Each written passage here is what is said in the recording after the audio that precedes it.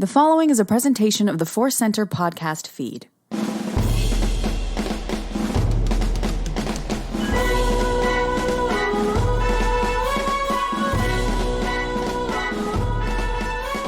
the center of the galaxy, this is the Force Center podcast feed. I'm Ken Knapsack for another edition, the 150th edition of Star Wars Rank, where for 149 episodes till today, me and guests, and sometimes just me, though those days are long gone. I don't do the solo ranks as much because I love talking with other people about Star Wars and our rankings and our lists. And the person we do that the most with is Joseph Scrimshaw, and he's here today. Hello, sir. I am very happy to be here on 150. Big numbers. You know, numbers can mean what, you want them to mean. Sometimes a number doesn't mean anything to me. But 150, we've been doing this for a few years now. A lot of fun. And we, Joseph, are going to celebrate in a big way a listener-suggested topic, which was based off another listener-suggested or inspired topic. We are doing our favorite Rebel moment. I'm being careful to say Rebel moments, not favorite Rebels moments, because this is not all about Star Wars Rebels. But Joseph, we looked at the Imperial officers and our favorite moments with those characters and those beats in the movies. It only seemed right to look at the other side. Yeah. Yeah, we got a great question for the questions from the Force show that we do about Imperials, and then we started making lists, and like, wait, let's do that is a full ranked. We put that one out, and listeners like, hey, balance in the Force. Let's do some rebels, rebel officers, rebel leaders, those moments ranked, and that was really, really fun to do. Really was fun, and I even surprised myself with some of my choices when I started to dig in a little deep and what has been with me my entire life and what maybe has more meaning even in the last year or two, just in terms of Rebels and their action. And to be clear, as always, I think with the Imperial officers one, that was pretty specific. Imperial officers, you know what those guys are. Those characters are. This one, it's Rebel leaders. We're not necessarily including Han, Luke, Leia, Lando, some of those bigger characters which have their own lists. These are some of the Rebels who are in the fight. They are leaders. They're out there making the magic happen for the rebellion. So we don't put a lot of constraints on what we do when we put these lists together. Joseph and I kind of cook them up on our own, but you'll see that kind of theme emerge. So I say that to be like, if you're like, well, where's General Lando? Well, he's Lando Calrissian, man. He deserves his own list. So yeah, we didn't for Imperial moments didn't do like when Palpatine shoots Luke with lightning. Yeah, so I stayed away from main characters and even like the main characters of Rogue One. And for me, I just really kind of approached it as anybody else who would proudly tell you that they're a part of the Rebel Alliance. Yeah, and some wonderful small moments and some big giant moments too, all wrapped up in this list here. So Joseph, unless you have anything else to say about the state of the rebellion, let's dive into this list here. Nope, I'm ready. My number 5 is it was one of the ones that as soon as we agreed that we were going to do this, I was like, that's got to be on my list. Where should it go on my list? Like, let's just start with it because it is the spirit of the rebellion. It is the spirit of resisting a tyrannical empire, and it is a small character whose name I've been happy to learn in the last several years, and that is Torin Farr in the command center on Hoth Echo Base, saying, "Stand by, Iron Control. Fire."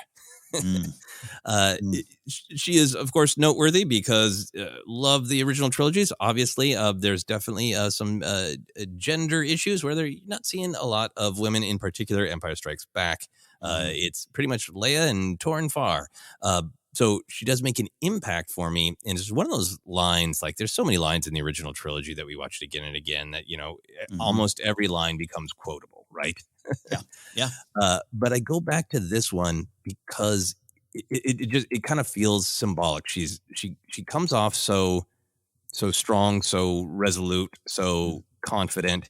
And the thing that she is, in charge of and is given the command on is this scrappy plan, right? Like, we absolutely cannot take on the Imperial fleet, but they are really cocky that we have no way out of this, but we do have a clever way out. We're firing this, our one big asset, this massive ion cannon, and then our ships are just going to sail past these impaired Imperial ships. So like just that it kind of symbolizes that plan. in that spirit of live to fight another day, right? She's not like saying, stand by plasma cannon to blow up that Star Destroyer. She's like, we're gonna get away. We're gonna live to fight another day. Stand by, ion control, fire. Love everything about this. No surprise that it's on your list because you've spoken so highly of this character, but I as you should, because this is just a classic line. How many times have you said this on the playground or in the theater when you're or at a bar? And I do love that we now have this name, Torn 4, which I think is a great Star Wars name. This name associated with this person doing this very important thing there. And she does it with just this real professional efficiency. I love that it's just, she's got all the confidence. Someone who's like, yeah, this is going to work because this is what we do. And this is the chances we take. And it's almost inspired you, not directly, at the time of 1980, but you think of Jyn Erso and her speech, if, we just keep taking chances, the chances are spent. And this is what you do. You're in the rebellion. And it's just such a classic moment. I think I was enthralled with this moment as a kid, this big giant gun. Like, what is that? It's a big ball turret and everything. I was obsessed with it as a kid, obsessed with the sequence, and none of that happens without standby, ion control, fire. I love everything about it. Love it. And it's so science fiction-y, space fantasy too, of like, especially as a kid, like I didn't know what ion control was. And then like later with video games, like, I see it shorts out electric. Like, who cares? It's just cool. And it sounds cool. Yeah. Well, yeah. In our ranked episode, we talked about the other side of this whole kind of our first catch of the day and the pomposity of the Empire, the overconfidence. And here's the other side. There's some confidence at the rebellion, but confidence that they're taking this big chance. So I love this kind of bookends of the same moments here. Exactly. A little bit of bookends in the battle between the rebels and the Empire. So that's my number 5, standby, ion control. Wow, that's a great place to start. By that, I mean Echo Base. That's where my list takes me first. And much like I think, Joseph, you even said with, this idea comes about to do this ranked, and you probably immediately went to Torn Far. I immediately went to this moment, and it's kind of weird because I wouldn't call it a big, giant Star Wars moment. But we think it might be. And I know this one's close to your heart as well. My number 5 is General Carlist Raikan saying to Han Solo after Han's like, yeah, I'm out of here. Death Mark's not an easy thing to live with. You're a good fighter, Solo. I hate to lose you. Obsessed with this moment, Joseph. Obsessed with it. And I've been obsessed my entire life. I don't mean to put so much into that little line and retroactively say it's so important to my upbringing. But this one kind of is. It is this person in a position of power. It's someone else with a kind of a differing opinion on the situation or something they got to do. There's no fighting. There's just honesty. There's just, saying what my needs are. And that person, Raikan, acknowledging the needs, saying his truth, and then letting you go. There's just something powerful about it. There's something so about the Rebel Alliance here. You imagine on the look at Han. Look at Han with the Imperial Academy. Look at him. He's a traitor. He's a deserter. He has different thoughts on situations, and he's treated horribly. And here's the rebellion side of it. Hey, I got to go. I can't stay here for this. I know it's pretty big, but I got to go because it's in my character, my nature to run. But I got to go. I got a death mark. And I just love Raikan. That's great leadership to me. And I also just love the line, such a Star Wars line, a death mark's not an easy thing to live with. And as a kid, I was terrified. I was like, I don't want a death mark on me. I don't want it. So anyways, I love this moment. I absolutely love General Raikan, and I love this whole little sequence here in the beginning of Empire. Yeah, I'm so glad you started with it. I had my runners up and honorable mentions, and I'm really glad to be able to talk about it more because I think I must have known General Raikan, as I called it, or how are you pronouncing his name? I always said General Raikan. Raikan is probably more correct. But yeah, it's also, Leia says it at one point, but then, never trust what a character in Star Wars says. It's always different. Yeah, some of these characters that I have been just saying in whatever way I decided to pronounce their name as a child, sometimes I really have to revisit and go, okay, wait, what is it? Anyway, the General, right? I've always liked him because I think he just has this sort of like a friendly teacher vibe, right? Like, yeah, I had lots of teachers who were scary or stressed. And then I had those ones that just sort of exuded, you can come to me with anything, I gotcha. And I think I just kind of gravitated toward him. I didn't think about it that way, but I think that's why, is like he felt comforting, not like gruff military guy who tells you what's what and give me 50 push-ups and that's the best for you. He's just like, well, we're going to get it done. We're going to get it done. We have to. And afterwards, look, we'll have a beer. Like he's just got this like, not that teachers should say we afterwards we'll have a beer. I'm not advocating that. I'm talking myself into a corner. So I always liked his mood. I think you're right that it is an important kind of plot point of distinction between the Empire. Like, yeah, Han couldn't go like, look, I've been helping out for as long as I can. I got to go. Right. It's the spirit of the Alliance of like, we only want you here if you want to be here. Yeah. And if you need to go, that's the spirit of who we are. That's why we're doing this. Right. Then go. And I think reflecting on that as I got older and watched this and just like how much he's like, yeah, no discussion. There's not even any, could you wait 2 days? I mean, there is the later thing with Leia where, there's a specific time that the ship is going to be cleared to leave. But this is just like, no, there's no argument. There's no debate. And I've always loved the death mark's not an easy thing to live with. It's always struck me as cool. But recently it's really been like, what life has the general led? How common is this, right? Like Han's a scoundrel and he pissed off one of the biggest gangsters in the galaxy, right? But how much he's just quick left, like generals really got to like, yeah, no, I've been there. I've had about 4.5 death marks. Oof, they're rough. They're rough. I get you. Like he's talking about it like it's a colonoscopy, not fun, but you got to get through it. I understand, Solo. I love that vibe. Yeah, and he's like, well, I do one guy, Evison. He had like 12 death sentences, or death sentence on 12 sentences. Wow. No, you know what? And it's big world building. If you're a young fan, or at any point, not just saying that you watched this in 1980, at any point you kind of come into Star Wars, you're right. There's just this casualness of Riken just being like, yeah. Oh God, you got one of those? Not good. And it just makes, what life is Han led at the time. We didn't know as much and I hadn't taken a dive into those legend books yet when I'm seeing this as a young kid. So yeah, it's a big world building thing as well. Yeah. If I don't pay off a job, I'm a dead man. It's like, yeah, no, I get it. And then the handshake, right? Like, yes, it's so, I know you like the handshake. Why does the handshake speak to you? First of all, I am kind of a handshaker person, which, the pandemic has forced me to maybe adjust a little bit there. And I just love everything about what handshakes are, what they can be. It's like what was the first handshake in recorded history? Like someone's like, what should we do? Oh yeah, let's do this. It's big in the world of pro wrestling where handshakes. There's the light handshake, which people make fun of, but it's a signal for it's an old kayfabe, circusy kind of like you're in on the work. So I'm fascinated with a good handshake, and I don't necessarily think the strongest grip, the rip your arm off handshake works, but Riken's firm. We're coming to an agreement and I'm okay with this. And this is the way I'm showing my emotion and my connection and appreciation of you. It's just this firm handshake in the middle of all this rebellion. Yeah, it is just really showing respect. Again, there isn't any like, what a quitter, right? Yeah, right. Yeah, no, absolutely. It's just this firm sign of respect. It's also just one of those moments in Star Wars, as much of it's weird space fantasy, that there's a lot of just like, they have a lot of the things that we have in our culture, like firm handshakes, Yes. No messy exit interview, just a firm handshake from General Riken. Love that. What a fun start to our list here. We are going to leave Echo Base, though, and go on to your number 4, sir. My number 4, I already have to take back another thing I said. I always said that my list featured people who are all proud to be a part of the Rebel Alliance. And I had to include one of my favorite Rebel moments, because this is a person high up in the Alliance, but in a dark moment for the Alliance, expressing a lot of doubt. We're going to Rogue One. We're going to visit this Rogue One, I think, a few times.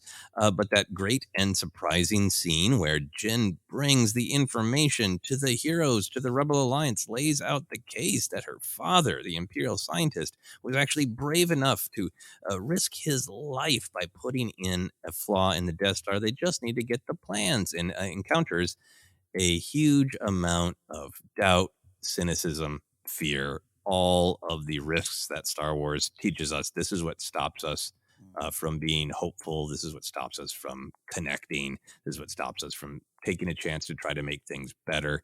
And I've continued to love more and more that Rogue One tells that story. And the poster child of that for me is Noah Jabel.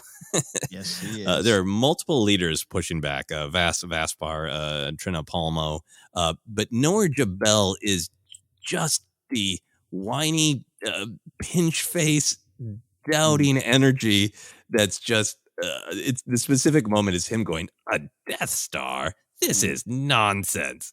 I love it because it's delivered to be like just so full of doubt and fear, but covered up with absolute certainty. It's that delivery of his of this is nonsense. I reject it. It's this very real world thing of like, nothing that bad could have been happening. And you can almost hear the whisper in somebody's mind of like, I deny that bad thing is happening. And you can hear the whisper of, because then I'd have to deal with it. And that I think is what's going on with Noah Jabel. We know from canon, he sticks around for a long time. So he survives, he rides it out, even though he is wrong in this rebel meeting. Final thing is I just kind of love it because it also has this echo of like, I am sure that actual fans of Star Wars have at some point in their life had a figure, not an action figure, but a person in their life who, they were prattling on about the Death Star or anything else in Star Wars and had someone say in the exact same delivery as Noah Jabel, like, what do you want for Christmas? A Death Star. A Death Star? This is nonsense. So true. Oh, gosh, that's like growing up in the late 80s. Yeah, absolutely. Love everything. Yeah, love your twist on this being on the moment and what it represents. I was rewatching this scene this morning, and when he says it, there's an energy to his words that I call it like he's spitting out the truth. He's not saying it. He's just like, I've got the truth. I'm going to spit it out of my mouth like it's a bee. And I don't want it in me. I can't, like you said, your whisper idea of like, because then I'll have to deal with this. It's so true. He's just like, get it out of me. Get it out of me. The truth you've put in front of me, I can't ignore. I'm going to deny it. I'm going to spit it out of my mouth and get it away from me. I just love everything about what that says. And it's that entire sequence has just grown in importance to me from the first time I saw it. Even though I love Rogue One, especially the first very view, it was just so that third act, all the action really pulled me in. But I thought, this scene's kind of short. You learn in the novel, it's a longer scene, or you can't put a 2-hour, conference in a movie. I get that. But that scene, the way they kind of compacted all the ideas into it, and Noah Jabel being such a key part of it, that's why I think it's important. Yeah, it's really great. And if you really watch that scene again, everybody is making arguments, and some of them sound rational. Draven even predicts Palpatine's plot in Return of the Jedi. Like, maybe they're just drawing us in. Yeah. Almost everybody is making a point. This is that moment where Noah Jabel is just like, he's not really making a point. He's just like, do not want. Yeah. Sitcom, hands in the air. I can't deal with this. Yeah. Yeah. So that's my number 4. Noah Jabel having a moment of doubt. Love that. So I'll have to admit, this next one, I wouldn't have thought this was on my list right away. I did some digging in the sense of I just kind of pulled back and said to myself, what are some big moments, some big acts of courage, big acts of action in the rebellion? And then I went to this moment, and it's a little in the spirit of like the Torn Far, stand by and control. This is just what we do. This is what we are with the rebellion. I'm going to Rogue One. So my number 4 is Captain Kato Okune. Talk about saying things your own way. And this is the captain of the Hammerhead Corvette that slams into the Star Destroyer. This is following Raddus's I've got an idea. And I just love the strength that is the strength he projects, hand on the bar, and his final words that we hear, prepare for impact. And it's simple. And I don't want to ever just dig and put stuff there that's not there. It's a smaller little moment in line, but that whole sequence is this big fist pumping moment, and we rightfully focus on Raddus going, hold on here, call up a Corvette. And then this ties to, the Rebels episode with Leia delivering those Hammerhead Corvettes. So it's got big picture ramifications, but just in that moment, it's a fist pumping rebellion moment that comes at this apparent sacrifice, by the way. I would say that the skeleton crew passes away here in this moment. So it's a sacrifice, and it's just without question. It's just, you imagine getting that message from Raddus. Hey, here's what we need you to do. And here's this captain just going, yeah, this is what we're going to do. Prepare for impact. We're going to do this to save the day for the bigger picture. It's the rebellion spirit in a little moment. It's truly a moment of victory.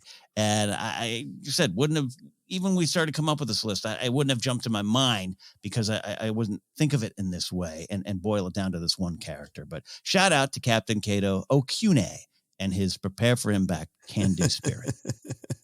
The can-do spirit of Captain Cato Okune. Wow, that is fun to try to say. I'm so glad you included this moment. I was thinking about this moment. So many Rogue One possibilities.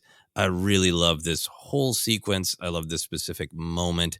But I really love this. It's so rich because that could have so easily been Raddus turning and saying, concentrate all firepower on this part of the Star Destroyer. It's like, don't give up, just keep pushing through. And it could be just random shots and then explosions.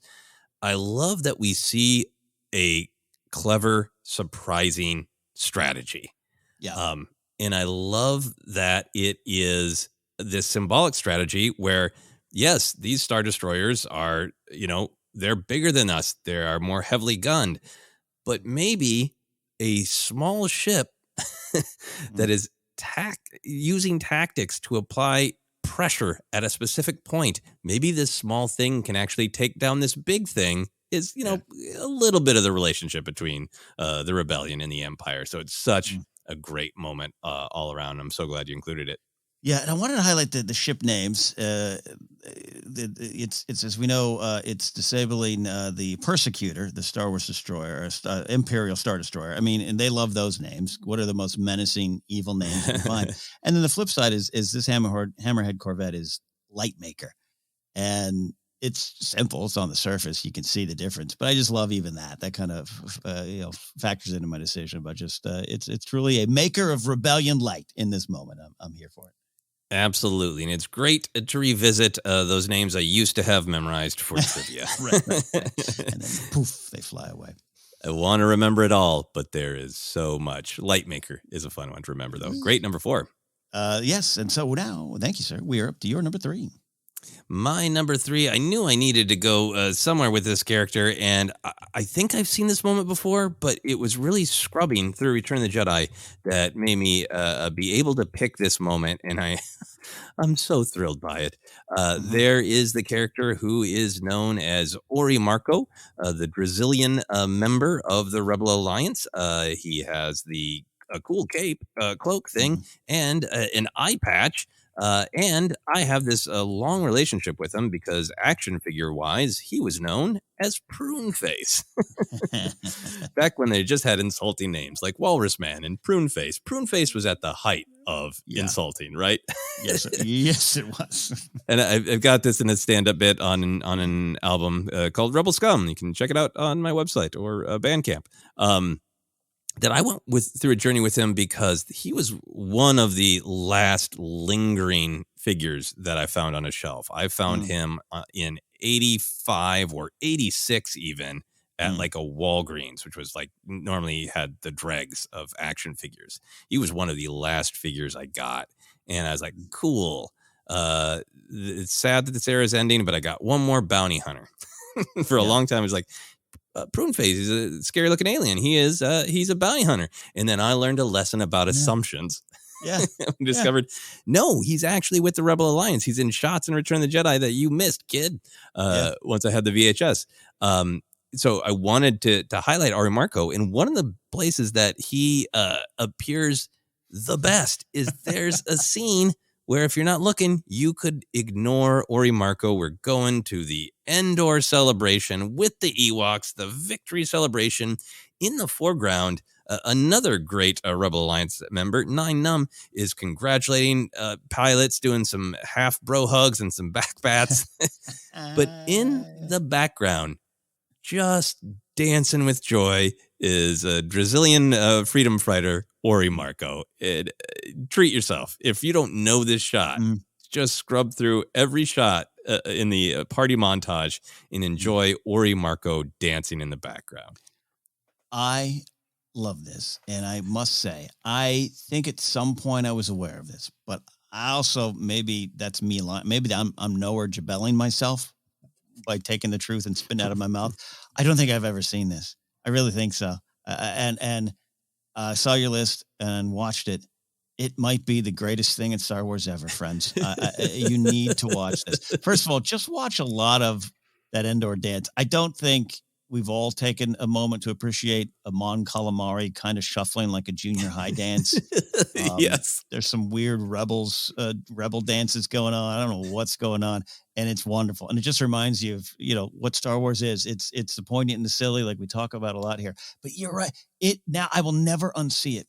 It's amazing. And then make me like, what was he doing? Was he up on a cruiser? Were they on the ground? Like, what were they doing in the fight? There might be a canon answer. I don't know. I'm gonna research this. The Drazilians, you can't miss them in the briefing room now. That's been long. A key part of our viewings. I never really focused on this. It is delightful. It is everything to me. Prune face dancing. The dance of Prune Face is the spirit of rebellion. They're all there together. That's a party of not like, we kicked the other guy's butt. This is a party of relief and joy, right? The oppression is over and nothing left but the dancing. And then, of course, we learn there's lots of problems and lots of cleanup. But in this moment, it is just this release. And it's so fun to imagine the real world of it, too, of Richard Marquand being like just, on a bullhorn, being like, okay, so you blew up the big space station. You're happy. Everybody's dancing. Dance, dance, dance. Okay, we got it. That there's that old saying there. This is a twist on it. Dance like Ori Marco was watching. That's what I say. That is a great one. So that is my. I knew I needed a rebel moment of celebration, and it's Ori Marco. He gets the dance crown from me in Rebel Celebration. That's my number 3. That's a great number 3. The spirit of celebration. To get to that celebration, you got to fight. You got to start the fight. And that is where we go with my number 3. We're going to Yavin 4, the Masasi Temple there. General Jan Dodonna. Oh, he has a lot of great little lines, including the plans from Princess Leia, and talk about how names are said differently from beat to beat in Star Wars. His line is historic. It's historic. Then man your ships and may the force be with you. That's the first time on film that a character said that. May the force be with you is marketing. It's what we know. It's what, certainly Kenobi says, and what keeps being said over and over and over again. Love the play on it in Last Jedi between Leia and Holdo. Who has not signed an email with, may the force be with you with MTFBWY? Like, who hasn't done that? And it all kind of begins with General Jan Dodonna. So I want to give him that credit, but it's also about action, man your ships.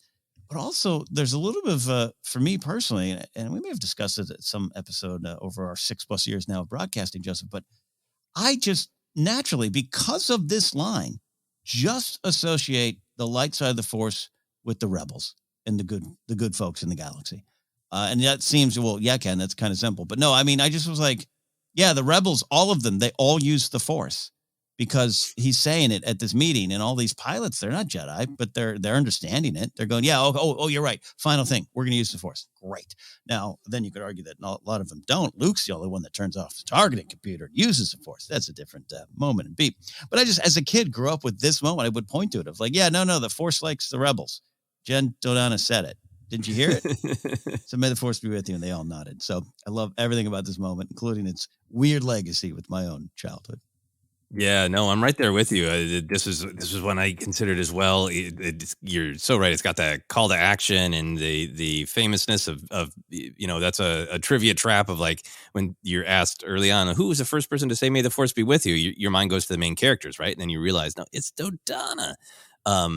But I went through a similar journey with it of, I think I had that long period where my fandom was that the films weren't available to me, and it was trading cards and action figures. And my brother and I would divide the action figures into like the Force users and then the rebels. And I think in my mind, it kind of got steeped into well, well, the Force is like this spiritual thing that like Yoda and Luke are into. Yeah. You know? And then when I finally had the films on VHS again and started to watch it a lot, it really hit me how much in New Hope that the Force is discussed by the Imperials as, you know, it's sad devotion to an ancient religion. We talked about that line in our Imperials episode. And the meaning of this simple line of Dodonna is representative, one of the leaders of the rebellion, being like, no, we have belief. The Force is this symbol that we are all connected and that nature matters. And here it's this huge contrast to a technological terror that's, you know, eradicating a planet. That it's not about like Dodonna's like, and all of you remember to meditate and get ready to use the Force. It's that we believe in this. It's spiritual, right?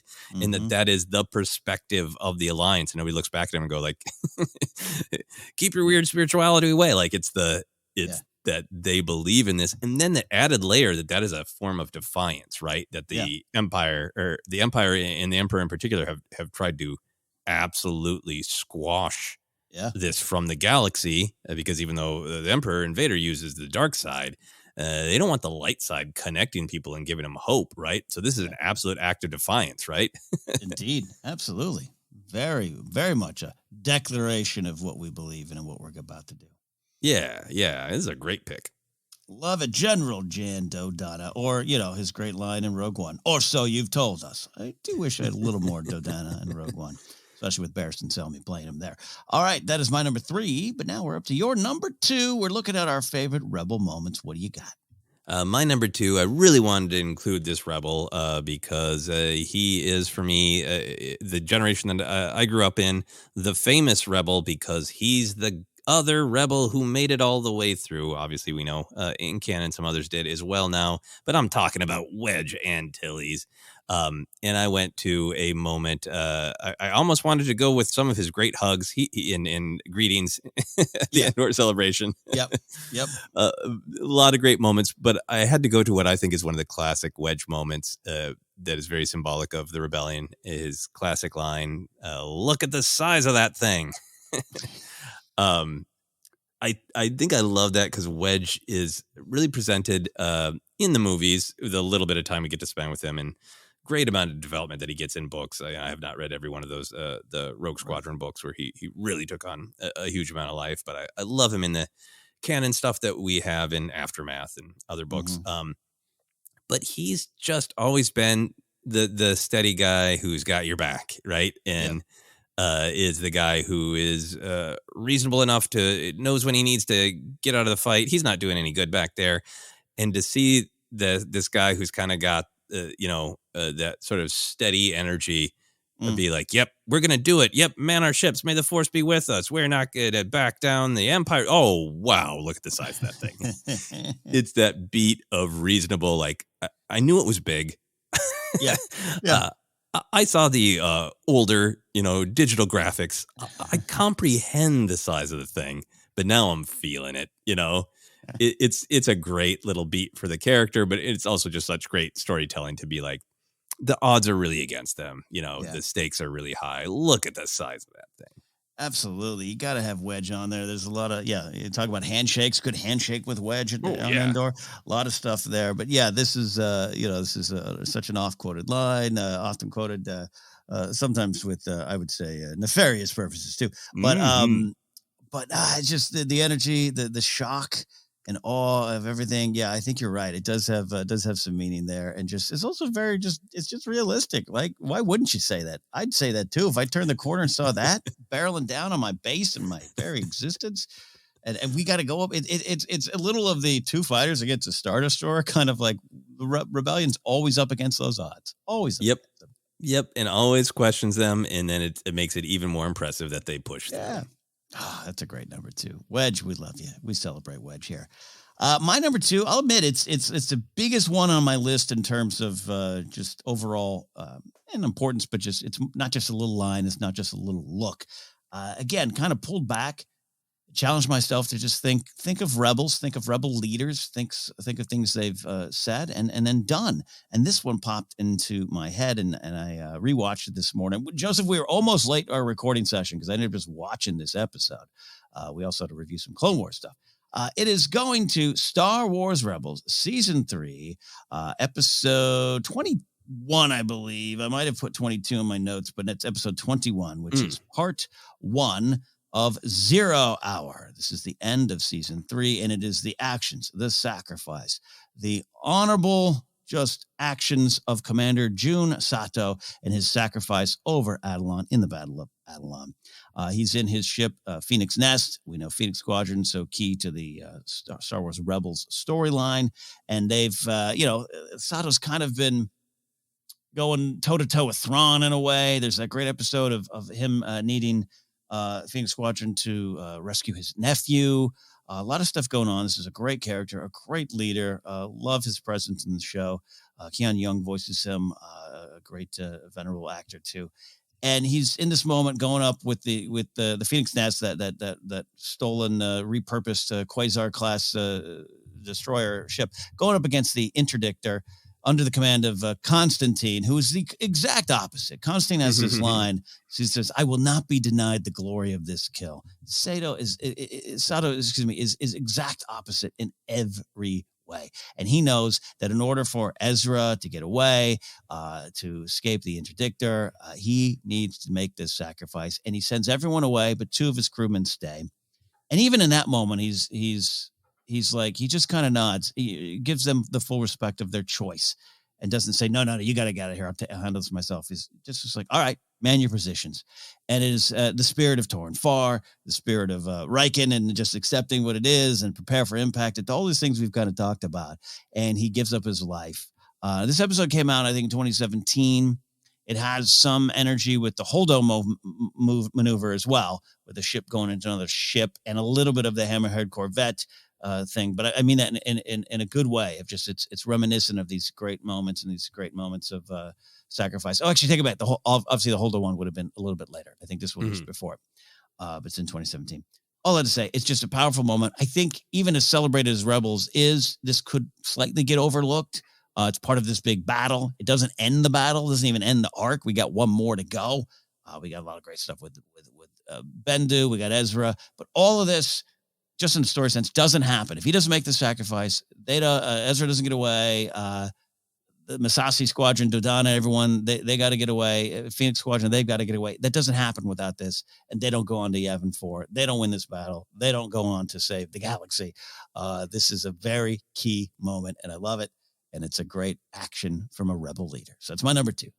I think that is a great pick to have some of these big moments too. And I have not watched this specific episode in a long time. I'm really looking forward to getting back into Rebels and really cementing all these great details. But I remember my shock. Like, I feel like I was successfully positioned to be shocked. Like Rebels, I think, really looking forward, like I said, to revisiting it. But I think it starts off definitely with high stakes, but it starts off a little bit like, this is maybe for younger viewers. I had gotten attuned to the darkness of the Clone Wars, particularly toward the end, where there's slaughter and there's sadness and there's darkness everywhere. And Rebels felt a little brighter, of like, we're going to tell the story of this plucky kid and this plucky family, and there's going to be some jokes and some fun, and they're up against something scary, but the stormtroopers aren't too scary. And then the stakes get higher and higher, right? Yeah. And it sort of tricked me into feeling like maybe this isn't the kind of show where this nice commander we've met would do something like that. And I think it made it even more effective as a piece of storytelling for me when I was just seeing it. It made me like respect the moment and the character even more, because it was lulled at the beginning of Rebels into a false sense of security about how intense it would get. It's because they're like, hey, Hera has orange pants and we got bright color. We're good. This is happy. Yeah. Yeah, and I think there is a little tonal shift from the Clone Wars, but it sets up incredibly great, powerful, meaningful moments like this. Yeah, so don't forget Commander Jun Sato, a great character in Star Wars Rebels and a great figure. in the Rebel Alliance. That is my number 2. We've got your number 2, which means we're going to take a quick break. On the other side, some honorable mentions, and then our number 1 choices for our favorite Rebel moments. Stick around for more Star Wars Rant.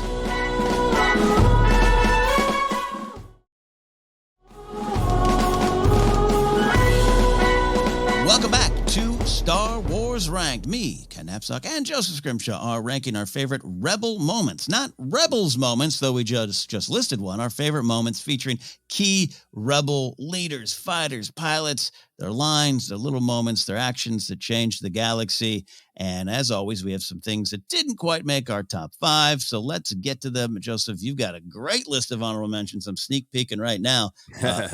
Take us through it. Well, one I wanted to pull from the books. It's not a specific moment we see in the book. It's just something that happened that is the spirit of rebellion. A lot of great rebels to pick from in the Alphabet Squadron trilogy. I'm particularly attached to Weil Lark. I love his story that he comes from a planet that is usually kind of just stays to itself, but believes that the galaxy is all connected and that if they are asked to help, they need to help. While Lark is one of the people from this planet picked to go help the galaxy in its fight against the destructive empire. I love his story that they fly natural beasts, so to him, flying is natural. He has a relationship with the A-Wing. But just that moment of, yep, help is needed. We believe in that, and so I shall go and help is just such a great rebel moment. So Weil Lark leaving home to help Alphabet Squadron, to help the rebellion and join Alphabet Squadron is on my list. Another small moment that I know you are a big fan of as well, we talk about a lot, impacted me as a kid. When the executor or executor, depending on how you like to say the names of Superstar Destroyers, is destroyed. In Akbar, who's normally been a great leader, go, flipper flying, giving commands, the way he just kind of melts in his chair and has that sigh. I love Akbar's sigh because, again, it's about relief. It's not that like, yes, we want to dominate. We want to be better than you. We're dancing and laughing in your face. It's just, I don't want to be doing this. I'd be rather be swimming around back home at Moncala, you know? This thing needs to fall because it's going to create so much pain and atrocity in just the relief that part of it is done. I love that sigh. I've celebrated Akbar's sigh in so many different ways, including writing about it, talking about it, and we're not done talking about it. It's big, and you talk about the spirit of all of it. I love what you just said there, Joseph, of just like, Rebel Alliance is here to survive to get through this, to win the day for everyone else out there. And this is what needs to happen. Without this, the Star Destroyer doesn't go down. I think they're all dead. Death Star be down. I think this is just a symbol of them being trapped in this trap. I should say. Yeah. So yeah, it's not a fist pump. I love that it's we might do this, and that's everything to me in the rebellion. Yeah, no, and I love the tactical analysis. Like, the executor only has orders to keep them there, right? So, like, Akbar's like, at least we can get out of here. Love it. Do you want me to continue? Yeah, give me one more, then we'll switch it up here.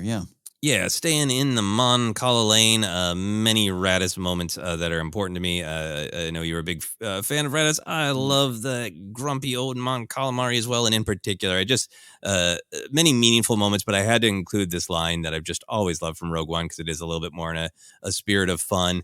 Like almost everything Raddus says, it has a real go get 'em energy. We're going to do this. It's what's right. It's the line where he realizes like, okay, well, they're down there trying to get the plans. We got to make the best of it. Let's keep going. He's already sent the fleet, the Blue Squadron down there as best as he can to help. The shield's closed, and he says, engage those Star Destroyers and let's start probing those shields. It's a great just command, and it's the word probe. It's the engage those Star Destroyers. Great command. And then, it could be anything and let's try to take out that shield and and let's bomb for soft spots. I guess that's even worse. Engage those Star Destroyers and let's start probing those shields. It's just like it gets this vibe that you could hear Raddus say, like, quote, Batman in the Dark Knight of like, you don't get it.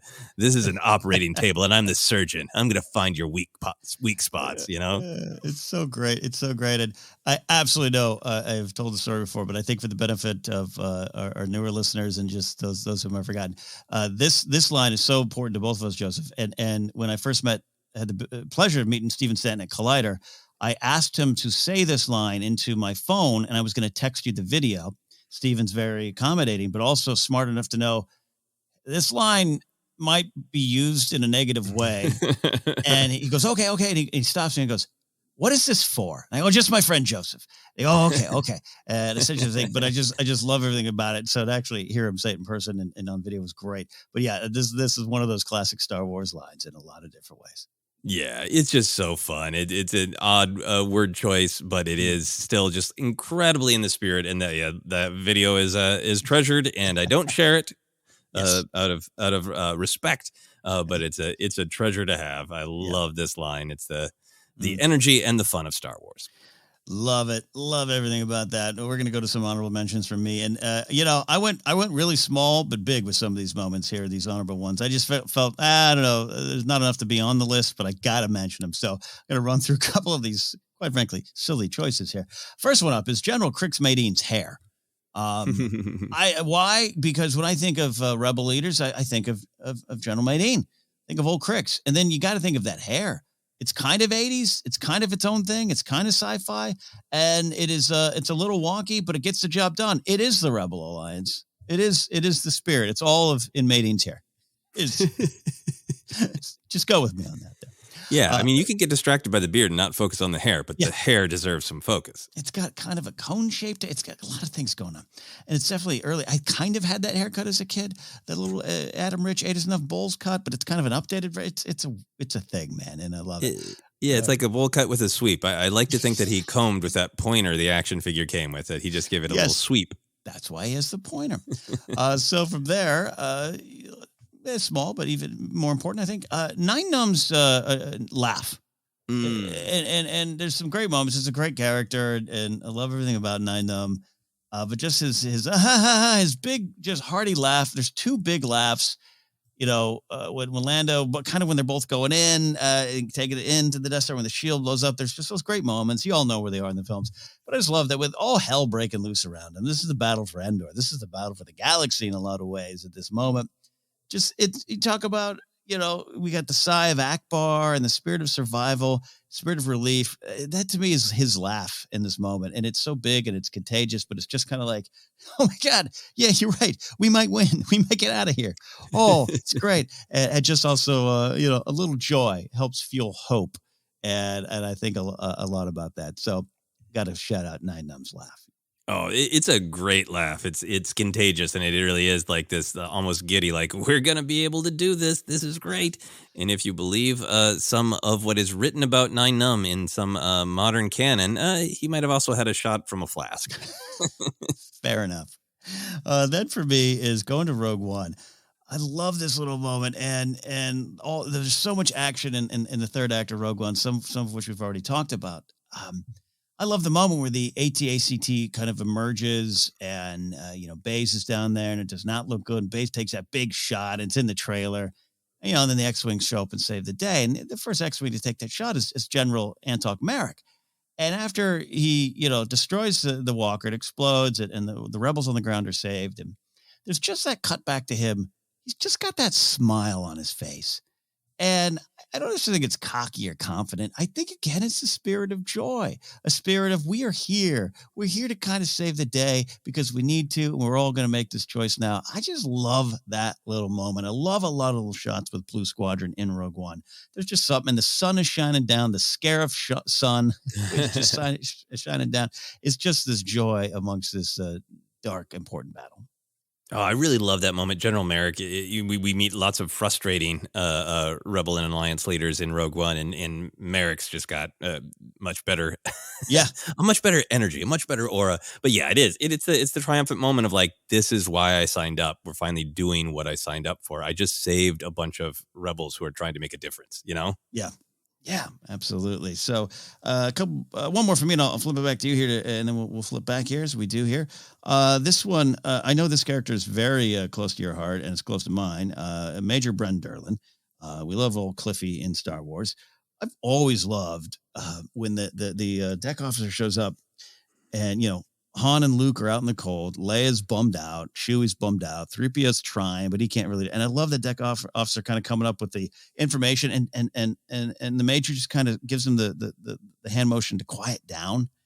And I love everything about it, but I just also love he knows the importance. He knows he needs this information. He knows the reality situation, but it's also respectful of this connection that he knows Leia has with Han, whether or not, people on the base are like, are they, what's going on with them? They're always fighting in the hallways. There's that stuff, but it's respectful of her as a person, not just a leader. I think on Hoth, there's so much great examples of Leia as a leader. And this is Leia as a person who's hurting and suffering and the cause is personal on so many levels for everyone here. And I just like what that means. And it's just, I don't know, it's a little bit of compassion in the Rebel Alliance, because in the Empire, they'd probably just turn to her and be like, he's dead. We got to go.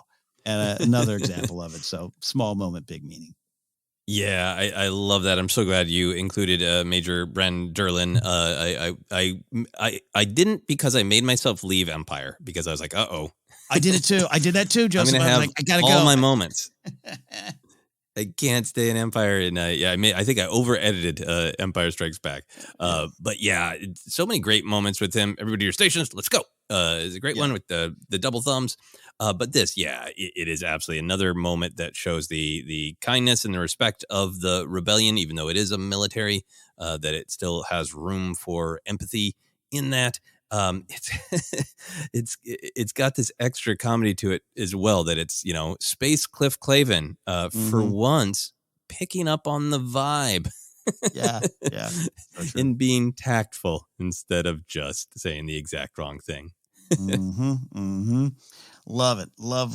And you're right. I had to much like with the Imperial one, there's so many great Imperial officer moments in Empire Strikes Back, so many great Rebel moments in Empire. Interesting. So had to move myself on for those movies. A couple more for you, sir. Yeah, one is a character that I knew I wanted to highlight because he's one of my favorite rebels, and that is Garvin Dave Drace. I think we talked about a lot of his lines. We did a pilots episode. Yes. We talked about some of his, great and classic lines and just his vibe. So I went to a scene that is one of those weird the way time works scenes. I will always think of it as a new scene. It has been there for an extremely long time, but it was, added back in the special edition eras when Garvin Dave Drace comes up to Biggs and Luke and is kind of making sure that he asks Luke if he's sure you can handle this, and Biggs gives Luke a quick vote of support, and then there's this great little moment from Garvin Dave Drace where he does the head nod and little tap with his gloves. You'll do all right. It's just so supportive. You get that sense of Biggs' word, the vouching for Luke means a lot, and there's also that cool. Don't have time to investigate any more than that. You'll do all right. Yeah. I was really caught up in that moment of just this is everything. And he's just good on you. All right, cool. I'll see you then. It's such a wonderful, casual, important moment. Yeah. And that actor is just so great in this role. I absolutely love it. And then my final one is, this is a character that you have highlighted and celebrated. I really love this moment with him. We've talked about before, Private Tenzigo Weems. If you want to look him up on Wikipedia or in any of the visual dictionaries, just fascinating vibe off this character. He's the communications, one of the communications officers in Rogue One. But the moment in particular, it's got the spirit of the rebellion. It's when he is just hauling. He's intercepted the Imperial signals that there are rebels on Scarif, and he's just racing to inform Mon Mothma, and even gets held back. People are he's lost his mind. He's gonna attack her or something. Stop there, Private. But it's just that shot of him throwing down his headphones and just trucking, because he's got the spirit of the rebellion in him. Important information. Yeah. We keep saying that phrase, the spirit of the rebellion. It's so true. When you really start to look for it, it really shows up in all the most wonderful ways. I love this character. I love this run. Love that mustache. Love everything about him. And yeah, the little detail. I remember the first time I saw it in the theater, like, yeah, you're at Merrick is what it's like. Hey. It's just it's an awkward beat. And I love everything about it. Yeah. And it easily could have just been somebody, walking up to him on nothing. It's like, we've intercepted. Like, no, he finds it and she's got to know and he runs. Love it. Yeah. Love it. Love it. Great list there of honorable mentions. Couple more for me. I think, again, going back to Empire, there's so much. The rebels collectively cheering for the first transporters away. The first transporters away. We keep talking about joy and the spirit of rebellion. Again, going what you said about toward far and up against the odds, everything about the rebellion, and the fact that they're just like in the middle of this, like, hey, we might live. I just love the energy behind that. Oh, yeah. I mean, this is an absolutely classic moment. Yes. This is one that, that we would need to include somewhere on the list. There should be an event. Maybe there has been at Celebration where people I think I've seen some things of people just yelling it, from the top of an escalator and everybody goes, hey, with one arm up. That's great. Maybe we'll start doing that. That's how you'll find Force Center Celebration. Joseph and I will just start yelling. First transporters away. The first transporters away. Final one for me. Going back to Wedge Antilles. This was a late addition to me before I submitted my list to you here. I love Return of the Jedi. They're in the second Death Star. Lando says, "Hey, you take that North power reactor," and I love that Wedge Antilles' response is, "Copy, Gold Leader. I'm already on my way out." Talk about confidence. Rebellion's in a good spot right now. They're going to do the job. They're going to find a way to survive. I just love so many of Wedge's lines. Love what you highlighted earlier. Love Good Shot Jansen could have been in this as well. But, but copy, Gold Leader. I'm already on my way out. And Wedge was. Love that. Yeah, it takes out the regulator, and then there's a vibe of like, all right, we got this, we're doing this. And he's like, it's also like Wedge saying, this is not the first explosion I've raced away from, sir. I'm already on my way out. It just has same kind of energy of the let's fly, Lando, for Revenge of the Rise of Skywalker. I love everything about that. All right, we've danced around these honorable mentions here. We've had a lot of fun here. We're going to get to our number one choices, our favorite Rebel moments. I'll go with my number one, so Joseph can close the show with his. And we are going, no surprise, to Admiral Raddus. I have talked so much about this character. Joseph loves him. I love him. We love him here. So many of you out there love him. I have openly, cried publicly at his big coming out of hyperspace moment. And this is Admiral Raddus with Rebel Alliance. I decided I'm going to induct that one into my personal Hall of Fame. We don't need to necessarily put it in the Star Wars Rank Hall of Fame. Certainly belongs, but I wanted to take that one off the table just because I have discussed it so much. And I wanted to find something new about Raddus. And this is a moment that I know is important to you as well. We're calling this the fighting flipper of Raddus. This is at that meeting where Noah Jabel is spitting away the truth. Death Star? Oh, no. And they get this information. And there's a couple of lines leading up to this where Raddus is kind of like, well, if this is true, we got to do this. And I'm totally paraphrasing the lines, but well, okay, but if that's the case, we got to take some action. He's kind of just building to it. And then when he finally says, and truth be told, he doesn't really flap that flipper down. In our heads, it's a big giant of a flipper coming down. But just his simple line of, I say we fight. Now, as you and I know, that Star Wars is all about the balance of when do you fight, when do you take action, when is it not just about defense, when it is about action as a form of defense, all those kind of big philosophical discussions there. But I think it leads up to this moment of truth, and Raddus is there for it. Is what leads to the big moment that I love so much and everyone loves so much, of the declaration of the Rebel Alliance. I love all that, including the moment you talked about with Weems running up to Mothma, and then, hey, Raddus is already gone, and her smile, everything about that, I think ties all roads lead to, I say we fight. I love it. I love everything about it. Love what it means to the larger story. Love this character. So the fighting flipper of Raddus, I say we fight. It's my number one moment for this list here today, celebrating Rebel moments. Oh, yeah. I think that it's a great one. It is an essential one. I remember our first conversation where I think we were both reacting to the fact that the Alliance reacted in that Noah Jabel way that we didn't expect them to. Yeah. And that Raddus, the reason I loved Raddus right away is this moment. I mean, the Rebel Alliance one is incredibly moving, but for me, it was this moment and the probing the shield. But for me, it was this moment because he was kind of like the audience avatar in this moment, right? Where we kind of go into this thinking like, oh, that's cool. This is going to be like the Rebel Alliance and Jin's kind of on the outside. We know from the trailers, even the ones that ended up not being accurate of like, I rebel, like that she's going to bring them the information and they're going to be like, great. Right. Sound the alarms, right? And instead we get this much more nuanced story that the reality of the dark side of doubt and fear and disconnection is threatening to eat away at the rebellion too. Lack of trust, with everything, all the choices that Draven makes. So we see this rot, and then Raddus is this great big general with a big powerful, fun voice, but in a way he's like every kid who ever grew up with A New Hope. I love the flipper flap because it's the totally like, didn't you guys see A New Hope? That's the spirit that he's bringing to it. He's us. He's like, no, that's what the rebellion is, that we stand up and fight against this. And we don't see his flapper, but I think the reason that I've always been obsessed with the flapper part of it, besides it being a fun joke, not a fist down, but a flapper down, is there's some audio. Like we don't see it, but we hear it.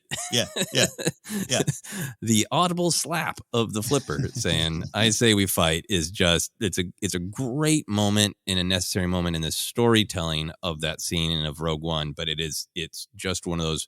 Like Han, almost turning to the camera and saying it's all true. It's super validating to how we as the audience feel about the Rebel Alliance. Yeah, and that whole sequence, and we talked about it a lot today with Noah Jabel and everything. It just, as I mentioned, I think even in the viewings that I came out absolutely loving Rogue One, because as I said before, like my second viewing, I was just maybe I didn't like that movie as much as I thought, and by the third, it had balanced out, and I loved everything about it, even if I had some little issues here and there. But this whole sequence is one of them. It just seemed, I don't know, it seemed kind of short.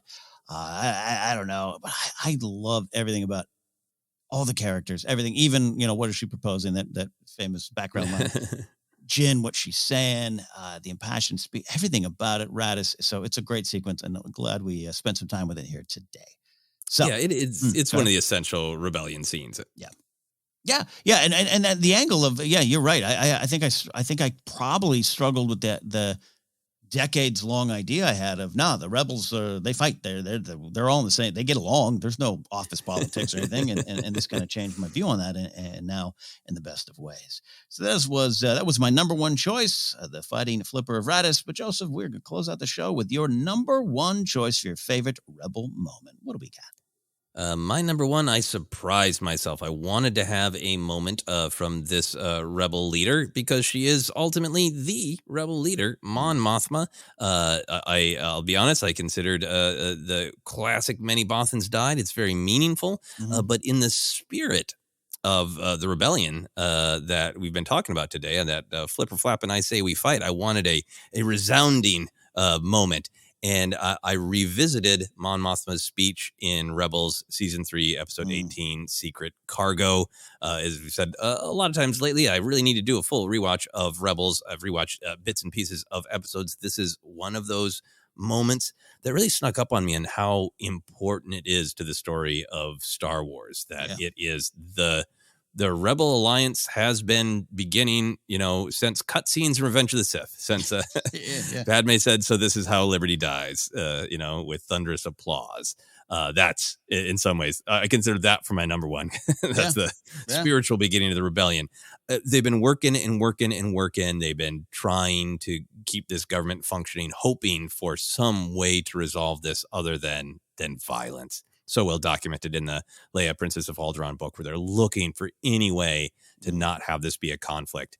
And this speech is this moment of, we've been slowly building. We've been having these separate cells, secret alliances, but now is the time to be loud, proud, public, say, the emperor is an emperor has no clothes moments, but it's the emperor is an evil wizard moment. She doesn't specifically say that, but it is the specific, like, the Senate doesn't work anymore. We're being manipulated by the emperor, who is a tyrant and total opposite of the Death Star. This is a non-sentence. No matter how scary it is, the galaxy has to know we're living under a horrific, oppressive regime, and it has to change. So a couple of specific moments from her speech that I wanted to highlight. I really like this section where she says, "Beginning today, we stand together as allies.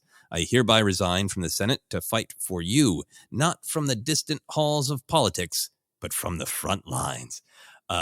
I really, really love everything that's contained in that. We stand together as allies. It's practical, saying we had all these different cells, but we are truly, truly coming together. But it's the spirit of connection that defines the light side, defines the rebellion. And I'm not. I got plenty of criticisms with politicians in the real world. Yeah. So I don't always prescribe to the politicians are useless. They're largely often the way that actual change eventually happens when we, the public, put enough pressure on them. But I like in the context of this story that a lot of what we've seen Palpatine do is he has kind of manipulated people's devotion to ideals to keep them from going outside the lines, right? Like that's what he's doing to Mace. They keep talking about the Jedi Order of like, I'm going to have the Senate get involved in Jedi business. And if you push back, you're the ones who will look like you're challenging the Senate. So stay inside your box, right? Yeah. And this is that moment where she's like, I'm calling it as it is. The government that I respect is a joke. It's not real right now. So I am going to go on the front lines and I'm going to restore a real government and the real ideals that we believe in. There's just so much meaning packed into this and it's really inspiring too. And then she has that great moment of doubt and then everybody shows up and then she says, "This, my friends, this is our rebellion." And that's my number one. It is. I think it actually has to be the number one in so many ways. It's such a great moment. I can't wait for us to dive back into Rebels, something we plan to do. I found myself like you, like moved by this, not surprised at all. I love the character of Mothma, but that this shows up in Rebels, that it has such big connection to the entire Star Wars story that I love so much and the themes. And it's just such a brave moment. She's outing herself here, right? She's telling the galaxy and putting a target on her back. Talking about death marks are a hard thing to live with. She's essentially doing that there. And I've talked often about the description of Mothma in the Revenge of the Jedi, the Return of the Jedi novelization, is so locked in with this moment. It sets it up. It's almost as if the team behind Rebels read that novelization and were like, "Hey, we really got some Mothma stuff here." It was in the DNA of the character and how she kind of needed to be the leader. The sense of the rebellion needed someone at the front because it was fractured. It was different ways to lead, and they still got to have to deal with that. But it's such a brave, important moment, and it's Mon Mothma's, but it's not just hers, it's the rebellion's moment. So I totally agree with you, sir. This is the number one choice. Yeah, it's so great that it is. This, my friends, is our rebellion. A great spirit of connection and a brave choice from an individual Mon Mothma. This was a ton of fun, Ken. Thank you. A lot of fun, and thanks to several fans who were like, hey, don't forget the Rebels. They got some cool leaders here. So loved exploring that, loved exploring the themes and the important things, the spirit of the rebellion, indeed. A lot of fun. We, my friends, are the Force Center podcast feed. If you're looking to find us, we're on Twitter at Force Center Pod. Use the hashtag Star Wars Ranked if you want to join this specific conversation. And you can find us on Instagram and YouTube as well. We are also on Facebook. If you still go there, Force Center podcast is where you can find us there. Merch available at tpublic.com/user/Force Center. Don't forget, you can get an audio book on us by going to audibletrial.com/Force Center. You can find us on a lot of different spaces, including Acast, Apple Podcasts, Google Podcasts. Just search, you'll find us, and you can support us directly at patreon.com/Force Center. You can find me at Ken Napzok, or go to my website, kennapzok.com. We also want to mention, just confirmed this past week, at Star Wars Celebration, May 26th, 2 p.m., podcast stage. We'll be on Alex and Molly Damon's podcast. Going to be a lot of fun. Look for us there. All right, Joseph, where can they find you and all your thoughts on Mon Mothma? Yeah, you can find lots of thoughts of different kinds on my website at josephscrimshaw.com, as well as some information coming up on some live performances, things like that. And you can go to find me on social media. Twitter, Instagram, TikTok is at Joseph Scrimshaw on one of our episodes. I bemoaned the dangers of the TikTok algorithm, and several of you came to like CO Bibble, like my CO Bibble video. So if you'd like to see my CO Bibble video and fight against the algorithm of TikTok, I invite you to do that. All social media at Joseph Scrimshaw. Love it. Love it. That's it. That's it, my friends. For all the rebels out there making a difference. We'll see you next time. Star Wars has been ranked.